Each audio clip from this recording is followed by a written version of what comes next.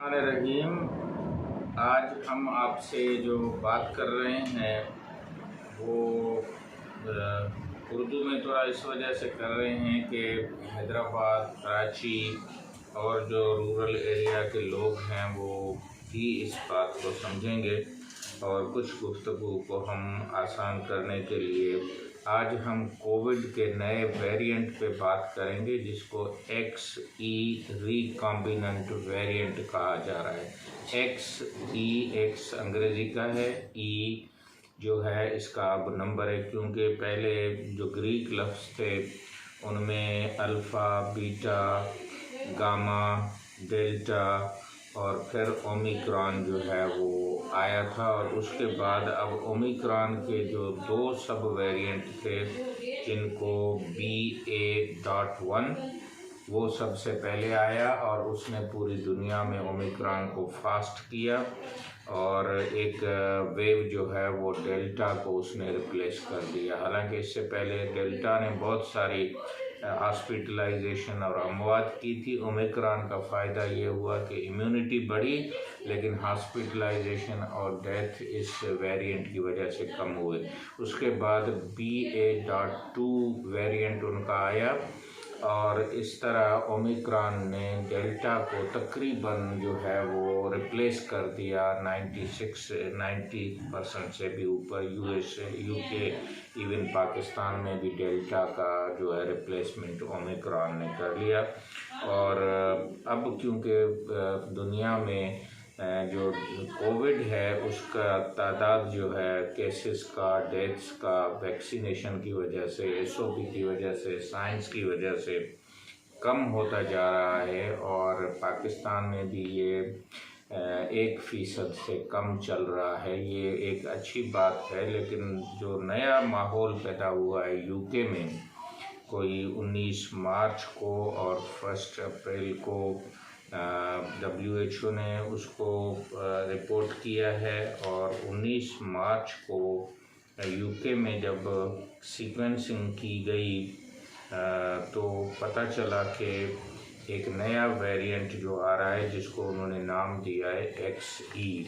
इसके अलावा जो है वो XD भी है, XF भी है, लेकिन ये सबसे ज़्यादा जो है वो नज़र आ रहा है। और इसमें जो देखा गया है ये ओमिक्रॉन के BA.1 और 2 का किसी मरीज़ में जो है वो मिलाप हुआ है और इस तरह से एक नया वेरिएंट जिसको रिकॉम्बिनेंट या हाइब्रिड या उसको मिला हुआ एक नया कोविड का किस्म जो है वो आ रहा है और इसके तकरीबन 600 से ज़्यादा सीक्वेंस किए गए जिसमें ये XE को ज़्यादा देखा गया है।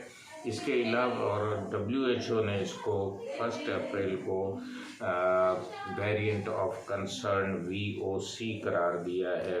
इसके अलावा डेल्टा और ओमिक्रॉन के जो वेरिएंट हैं उनकी भी कॉम्बिनेशन नज़र आ रही है जिसमें XD और XF है। इसमें डेल्टा और ओमिक्रॉन की कॉम्बिनेशन है और इसमें जो XD को बहुत एक और अंदाज से मॉनिटर WHO जो है वो कर रही है।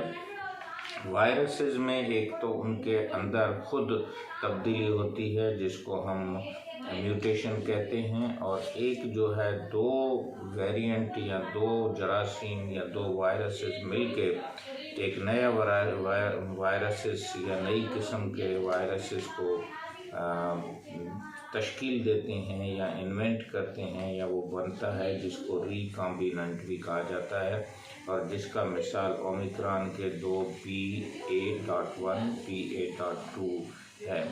तो इसका भी इतना ख़तरा नहीं है क्योंकि ये भी पिछले ही ओमिक्रॉन की तरह उम्मीद है कि बिहेव करेगा, कि हॉस्पिटलाइजेशन भी कम होगी, डेथ्स भी कम होंगे और हो सकता है कि इम्यूनिटी जो है उसमें जो है लोगों की बढ़े। और अफ्रीका से भी ये पता चल रहा है कि नेचुरल इम्यूनिटी 65 के करीब पहुंच चुकी है, जबकि वहाँ वैक्सीन 19% से भी कम और कभी 11% से भी कम थी।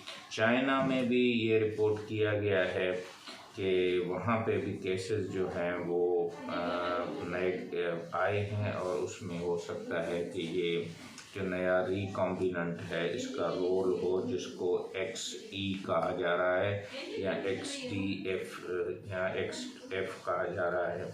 इस तरह से हम समझते हैं कि ये नई मालूमात आपके लिए कारगर हुई होगी और डॉक्टर हुसैन बख्श कोलाची यूट्यूब चैनल आपको जो भी नई मालूमात होगी वो देता जाएगा और उम्मीद है कि आपको XE जो है वो समझ में आ गया हुआ। X उस वायरस का नाम होता है जिसका अभी तक कोई नाम नहीं रखा गया है, इस वजह से उसको XE, XD, XF भी कहा जा रहा है। E का मकसद है कि उनका जो सीरीज़ में एक दूसरे के पीछे आ रहे हैं, लेकिन X का मतलब होता है। इसी तरह से एक्सरे को भी जब उसको कोई रेस का नाम नहीं दिया गया तो आज दिन तक उसको एक्सरे कहा जा रहा है। इसका मतलब है उन रेस का कोई नाम नहीं है, लेकिन अब वो इतना मशहूर हो चुका है। तो उम्मीद है कि आपको XE भी समझ में आ गया होगा, रिकॉम्बिनेंट वेरिएंट भी समझ में आ गया होगा और कोविड-19 की ये नई वेरिएंट जो है ये भी आपको समझ में आ गई होगी। इसके लिए वैक्सीन अभी तक इतनी इफ़ेक्टिव है और PCR टेस्ट पे भी इसका कोई असर नहीं है और बूस्टर डोज के लिए WHO जो है वो रिकमेंड कर रहा है कि जहाँ जहाँ भी XE नज़र आए वहाँ बूस्टर डोज की ज़रूरत ज़्यादा है। और हमारे पाकिस्तान में भी वैक्सीनेशन का अच्छा प्रोग्राम चल रहा है।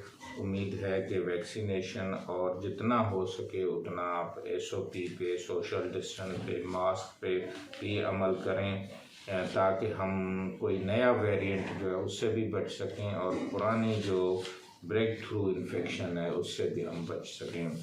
डॉक्टर हुसैन बख्श कोलाची यूट्यूब चैनल से आपको नई नई मालूमात के लिए इसको सब्सक्राइब करें, लाइक करें और दूसरों के साथ शेयर करें। खुदा हाफ़िज़।